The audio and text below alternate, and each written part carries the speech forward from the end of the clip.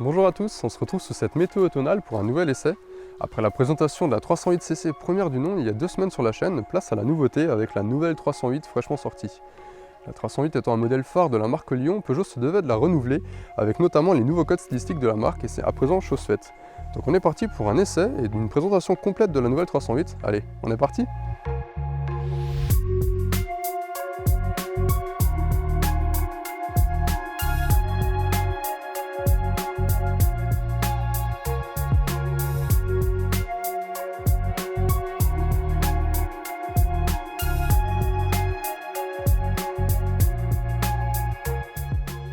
On va donc commencer avec cette face avant qui, comme vous le voyez, a entièrement été revisitée. On retrouve à présent les crocs apparus sur la 508 en 2018 qui donnent vraiment une identité visuelle au modèle de la marque ainsi qu'à cette nouvelle 308. Juste au-dessus, on a des blocs optiques full LED qui sont sur certaines versions GT Pack, les finitions les plus haut de gamme assez amincies qui donnent vraiment un air assez agressif et assez moderne, j'aime vraiment bien. Autrement, on retrouve cette grande calandre qui, en plus de cacher, de dissimuler les radars pour tout ce qui est de la conduite, arbore le nouveau logo, le nouveau blason de Peugeot que je trouve vraiment super sympa. On a encore un petit rappel au passé ici avec la petite inscription 308 comme sur les anciennes Peugeot. Et autrement, on a quelques petits plastiques, ici noir mat, qui sont donc sur les finitions les plus haut de gamme en noir brillant. Je trouve ça vraiment plus sympa.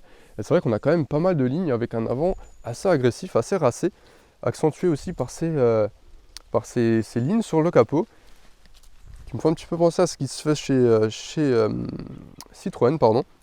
Donc on va passer sur le profil. On retrouve de belles jantes de 17 pouces montées en 225 par 45 que je trouve vraiment assez sympa. On retrouve aussi le petit nouveau logo.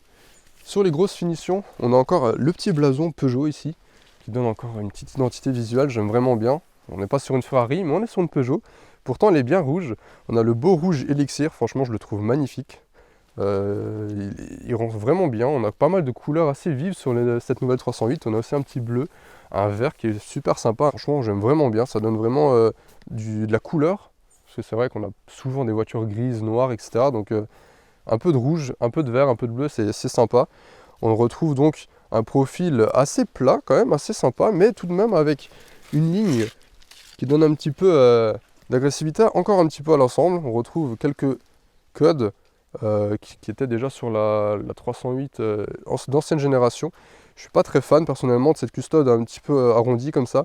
Je trouve que ça casse un petit peu la ligne, mais voilà, c'est un choix. Ici on a donc la trappe à essence parce qu'on est sur un moteur diesel ici aujourd'hui. Et sur l'arrière, on retrouve ces superbes optiques que je trouve vraiment super jolies, assez fins. Je trouve ça vraiment sympa et comme à l'avant, ils sont différents en fonction de la finition qu'on choisit. Ici, on est sur une finition de milieu de gamme et jusqu'à cette finition, on voit donc que la signature lumineuse est droite et assez fine. Sur les finitions les plus haut de gamme, elles sont encore plus fines et placées de travers en fait, donc ça accentue encore l'agressivité un petit peu. Je trouve ça vraiment sympa. On a aussi un petit bandeau noir ici qui relie les deux optiques. Je trouve ça vraiment aussi assez joli. On a encore le nouveau logo, forcément, bien placé et super harmonieux. On a pas mal de lignes encore assez agressives, assez tendues. Ici, on a vraiment un petit renfoncement, je trouve ça assez sympa. Là, ça repart sur le côté, là, on en a une autre. Franchement, je trouve ça vraiment sympa. Et sur la partie basse, on a toute cette partie en noir brillant avec les fausses canules d'échappement. Personnellement, je ne suis pas fan du tout. Déjà, des fausses sorties d'échappement, je trouve pas ça très joli.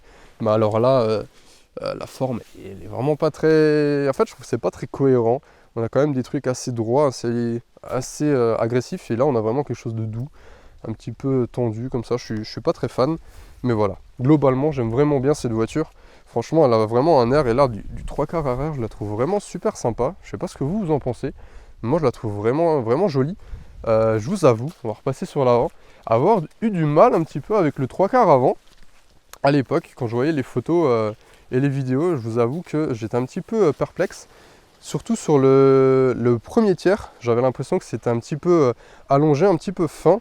Et un peu trop fin, comme si vraiment on avait juste allongé l'avant, la face avant, et j'étais pas très fan, mais depuis que je l'ai vu en vrai, je vous avoue que cette sensation s'est dissipée, cette impression s'est dissipée, et je la trouve vraiment réussie. Je vais à présent vous présenter l'intérieur du véhicule, mais avant ça, si vous souhaitez voir d'autres essais ainsi que d'autres présentations de véhicules, je vous invite à vous abonner à la chaîne et à aimer cette vidéo si elle vous plaît.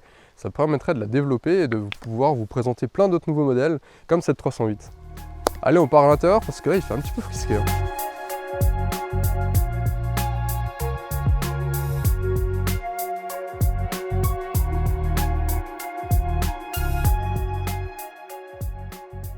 On se retrouve à l'intérieur et comme vous pouvez le voir, la planche de bord a entièrement été revisitée et modernisée. Elle est beaucoup moins épurée que sur l'ancienne génération où à l'époque on avait juste un petit bloc là avec quelques boutons, le lecteur. Franchement c'était super discret. Là on a vraiment quelque chose de beaucoup plus moderne avec pas mal de lignes. Notamment avec cette grande ligne là ici avec tout ce qui est aérateur. Super bien incrusté, je trouve ça vraiment joli. Ici on a une partie un petit peu plus renfoncée avec un petit creux derrière l'écran. Ici un petit peu de plastique moussé encore. Et ici donc le nouvel écran avec la nouvelle interface, le nouveau système d'infodivertissement, enfin. C'est vrai que l'ancien de Stellantis PSA, il était un petit peu vieillot, un petit peu lent. Voilà. Donc là, ça a entièrement été revisité aussi. Et franchement, on a quelque chose de beaucoup plus intuitif. On est vraiment bien, franchement. C'est vraiment joli. On a Apple CarPlay, Android Auto, forcément, en sans fil et en filaire. Et non, franchement, on a encore ici tous les petits raccourcis. Donc en fait, on a un écran de 10 pouces ici et un second plus bas avec plein de petits raccourcis paramétrables. Donc c'est plutôt sympa. Sur le menu d'accueil, on a aussi 3 pages qui sont aussi, elles aussi, paramétrables. Donc c'est plutôt, franchement, super réussi. On a un second écran ici de 10 pouces qui sert de combiné numérique. Alors ici, sur cette finition Allure Pack, on n'a pas l'iCockpit 3D. On a juste le simple iCockpit et franchement, c'est la première fois que je l'essaye, on va dire, et c'est super intuitif. On a pas mal de menus aussi, c'est assez personnalisable. Mais on peut avoir le GPS en grand, on peut avoir pas mal d'options, on a pas mal d'affichage, donc c'est plutôt correct. On retrouve aussi le petit volant de chez Peugeot, super agréable à rouler. Honnêtement, je ne l'avais pas touché depuis que j'ai passé le permis sur une 208 à l'époque. Là, on a vraiment donc le petit volant avec 2 méplats sur le dessus et sur le bas. Et franchement, c'est vraiment agréable, c'est super petit, c'est super agile aussi, donc très agréable à l'utilisation avec tout ce qui est commande au volant, avec ici le régulateur adaptatif. Ici, l'Allure Pack ne dispose pas de série de la conduite autonome de niveau 2. En revanche, c'est une option à 200 euros, donc ça reste assez raisonnable. Et donc on a accès donc, au régulateur adaptatif qui ralentit jusqu'à l'arrêt, etc. Les capteurs d'angle mort. Non, franchement, c'est assez complet, c'est plutôt pas mal. Sur cette partie-là, on a donc la console centrale avec un peu de cuir sur les côtés. C'est assez agréable aussi, très joli, avec des plastiques mat, très lisses, agréable au toucher eux aussi. Ici, on a un petit chargeur à induction. Je reviens vite fait rapidement ici. On a tout ce qui est raccourci pour la climatisation et un accès direct pour régler les aides à la conduite.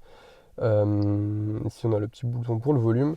Et donc là, on a le bouton pour démarrer, le sélecteur de boîte, donc maintenant qu'on retrouve un petit peu partout chez Stellantis, le sélecteur de mode. Ici, on a encore un petit rangement. On a une prise USB-C pour justement pour Apple CarPlay Android Auto. On a une prise 12 volts.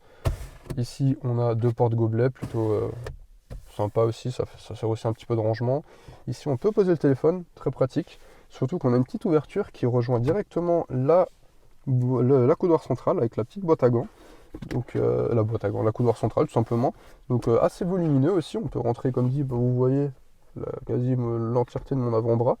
Et on a donc un petit clapet, je vous montrerai ça à l'image, qui rejoint pour passer les fils en fait. Donc c'est très pratique pour pouvoir charger son téléphone. On a une prise USB-C ici, encore. À l'arrière on a prise USB 3 et USB-C aussi, donc c'est plutôt pas mal. Et non, franchement j'aime vraiment bien. On a une sellerie aussi plutôt joli. Ici on est sur comme dit, du milieu de gamme, donc on n'a pas du cuir de partout. On a une sellerie tissu avec du simili-cuir ou du cuir, j'ai un petit doute, mais ça me paraît un peu souple pour du cuir. Mais plutôt joli avec les surpiqûres en bleu turquoise qu'on retrouve un peu chez Peugeot maintenant. Donc c'est plutôt sympa. On a une sellerie plutôt originale aussi, bleu Naboo. Alors, je suis pas sûr que ce soit le même bleu que celui-ci. Et donc une sellerie un peu bleu turquoise, assez claire comme ça, je trouve ça vraiment original. Ça va pas être du goût de tout le monde, mais franchement c'est plutôt sympa. Petit détail aussi, maintenant on a des éclairages d'ambiance avec 8 coloris au choix. On en a un petit peu partout, là un petit peu derrière, là c'est aussi joli. Et non, franchement, plutôt sympa cet intérieur. Ça a vraiment modernisé l'ensemble. C'est beaucoup plus comme dit moderne et surtout l'interface, enfin. Parce que là, il fallait depuis toutes ces années. Là, ça fait plaisir. On a quelque chose comme dit, de beaucoup plus intuitif. Et j'en ai pas parlé d'ailleurs, mais on a quelque chose de plutôt sympa.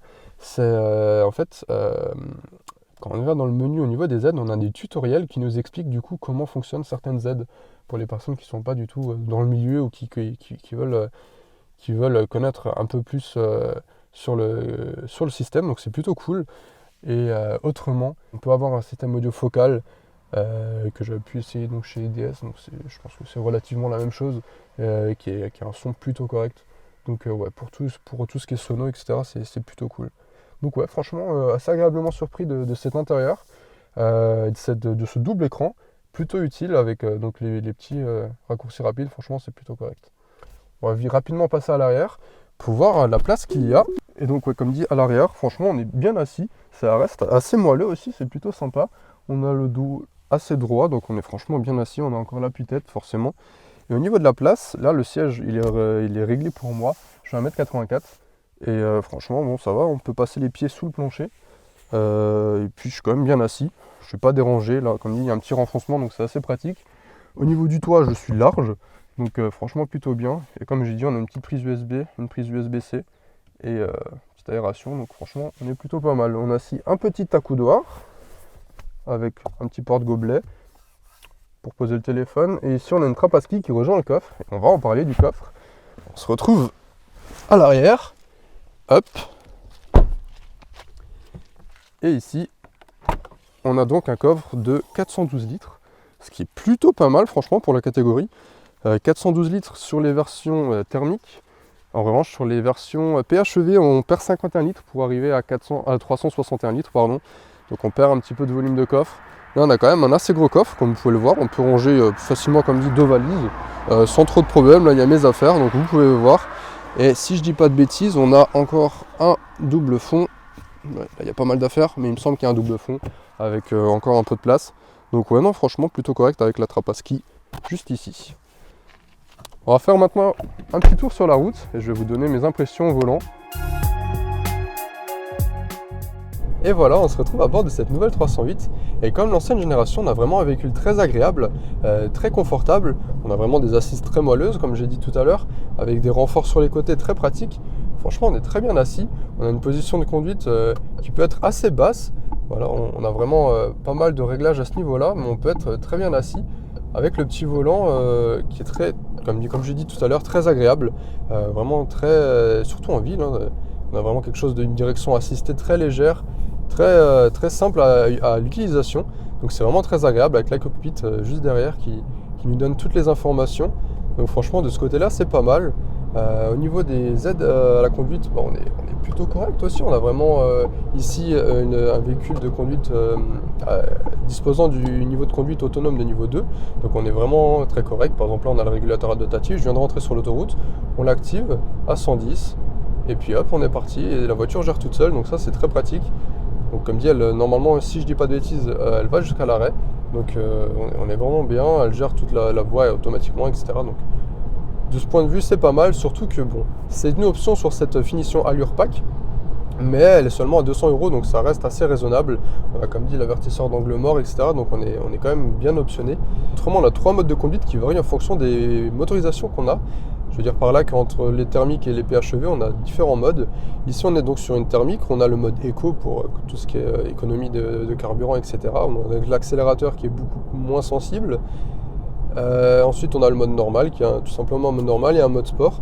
Et sur les PHEV, on a d'autres modes. Donc, on a l'hybride qui est le normal. La voiture gère automatiquement. Elle passe automatiquement à l'électrique ou au thermique en fonction du besoin. On a le mode électrique qui force l'électrique, donc qui garde vraiment le véhicule en mode électrique, etc. Et on a le mode sport qui du coup active les deux en même temps pour avoir le maximum de puissance disponible. Donc là voilà. Et sur les PHEV, on a aussi donc l'e-save qui permet de sauvegarder l'autonomie de la batterie. Donc c'est assez pratique. Voilà, si maintenant on fait un long trajet, c'est quasiment que l'autoroute, mais on va dire que les 20 derniers pourcents du trajet c'est de la ville. Bon, on va pouvoir garder justement l'autonomie de l'électrique pour la ville et non pas pour l'autoroute où ça sert quasiment strictement rien à part dans les bouchons. Donc ouais, une direction vraiment agréable, mais pas que, on a aussi un super bon châssis comme sur l'ancienne génération. Donc on est vraiment super bien, j'ai pu un petit peu la bousculer sur des routes de montagne et franchement elle m'a agréablement surpris. Elle bouge pas tant que ça, elle est assez saine, Donc de ce côté-là, c'est plutôt pas mal. On ne prend pas énormément de roulis. On a quand même une position de conduite assez basse, un point de gravité assez bas. Donc on est plutôt bien de ce côté-là. Mais ouais, très agréable à conduire. Le 130 HDI, il offre quand même de bonnes reprises. Franchement, ça suffit largement. Niveau conso, je suis pas mal aussi. Elle est annoncée pour 4,5 litres. Je suis actuellement à 5,5 litres, donc c'est plutôt correct, sachant que je fais pas vraiment attention. Voilà, j'essaye le véhicule, je fais de la montagne, etc. Donc je pense qu'on peut descendre facilement en dessous de 5 litres. Donc ça, c'est plutôt bon. La boîte 8 automatique, elle y est pour quelque chose aussi, je pense. D'ailleurs, cette boîte est super souple. On sent même pas passer les rapports quand on roule tranquillement. Quand on accélère un peu plus fort, on a des légers à-coups, mais quand je dis léger, c'est vraiment très très léger. C'est vraiment, on roule tranquillement. Franchement, c'est super plaisant. On sent pas d'à-coups, c'est vraiment bon. Oui, je tiens le volant. Mais ouais, de ce côté-là, franchement, c'est vraiment sympa. Donc une bonne consommation. Après, ça reste un diesel récent. Donc voilà. Parlant des consommations, je vais vous parler des motorisations disponibles sur cette 308. Alors on a un 130 diesel qu'on a là, disponible en boîte auto 8 rapports ou en boîte manuelle 6 rapports. Ensuite on a plusieurs blocs essence. On a un bloc essence de 110 chevaux et un bloc essence de 130 chevaux disponible lui aussi en boîte manuelle 6 rapports ou en boîte auto 8 rapports. Ou encore donc les versions PHEV de 180 chevaux ou 225 chevaux, disposant elles que uniquement de la boîte automatique à 8 rapports. Donc c'est plutôt pas mal, on a beaucoup de choix. Les PHEV sont donc équipés d'une batterie de 12,4 kWh avec une autonomie annoncée WLTP de 60 km environ. Donc voilà, ça reste assez correct, à voir si elle les fait, j'ai pas pu essayer donc. Et au niveau de la charge, il faudra compter environ 2 heures sur une prise de 7,4 kW. Donc voilà, après bon, ça comme dit, généralement les hybrides rechargeables, on les met à la maison, le soir on les charge et on est bon pour le lendemain pour aller au travail. Donc on va dire que le temps annoncé pour la recharge est moins important, on va dire, que sur une version totalement électrique. Donc voilà, ça reste assez correct. Parlons à présent des tarifs. Il faut savoir que cette nouvelle 308 est proposée en 5 finitions. On a donc l'Active Pack, l'Allure Pack et la GT et GT Pack. Donc ça fait quand même pas mal de finitions. La 308 débute donc à partir de 24 800 € avec la finition Active Pack en thermique. La PHEV débute elle à partir de 36 800 € sur la même finition. Ici on a une finition Allure Pack, donc qui est le milieu de gamme plus, qui débute elle donc à 29 000 €. Et ensuite on a donc les GT Pack, donc la version la plus haut de gamme, qui débute elle à 34 600 € en thermique ou 44 900 € en PHEV. Le modèle d'essai est lui affiché à 34 550 € et dispose donc de deux options. On a le rouge élixir, donc la teinte extérieure à 850 € et la conduite semi-autonome de 200 €. Donc voilà, 200 € c'est pas grand chose, je veux dire, ça vaut le coup de mettre ces 200 € pour avoir donc cette conduite semi-autonome. Mais c'est vrai qu'à ce tarif-là, on aurait peut-être quand même aimé avoir la conduite semi-autonome de série. Le fait que ce soit pas de série sur un véhicule à 34 000 €, ça fait un petit peu dérangeant, quoi. Autrement, comme dit, on a vraiment un véhicule super agréable à conduire, super confortable, vraiment un plaisir de conduite. Je pense que pour enchaîner les kilomètres, c'est parfait. On est vraiment bien assis, on a quand même pas mal de place pour partir en vacances, si vraiment à 4, à 5. On a quand même pas mal de place à l'arrière, on a un assez grand coffre. Donc un bon compromis, assez polyvalente on va dire. Et comme dit, très agréable le volant, moi j'adore toujours. Je l'ai dit et je le répète, mais c'est vrai que ce volant, c'est quand même très plaisant. Le nouveau système d'infodivertissement est beaucoup mieux réalisé qu'avant. La planche de bord beaucoup plus moderne, etc. En intérieur beaucoup plus sympa. Donc ouais, non, franchement, une belle réussite cette nouvelle 308. C'est vraiment ce à quoi je m'attendais. Je m'attendais pas à moins bien ou à meilleur. Donc franchement, très satisfait. Un grand merci à la concession Peugeot Sarrebourg et le groupe Caravenu pour le prêt du véhicule ainsi que leur confiance. C'est grâce à eux que je peux vous proposer cet essai aujourd'hui. Donc un grand merci à eux. D'ailleurs, si vous souhaitez voir d'autres essais ainsi que d'autres présentations de véhicules, je vous invite à vous abonner et à aimer cette vidéo si elle vous a plu. Ça me permettrait de développer la chaîne afin de présenter d'autres véhicules de ce type-là, d'autres nouveautés. Donc voilà, je vous laisse là-dessus. Je vous dis à très bientôt pour de prochaines vidéos. Allez, salut!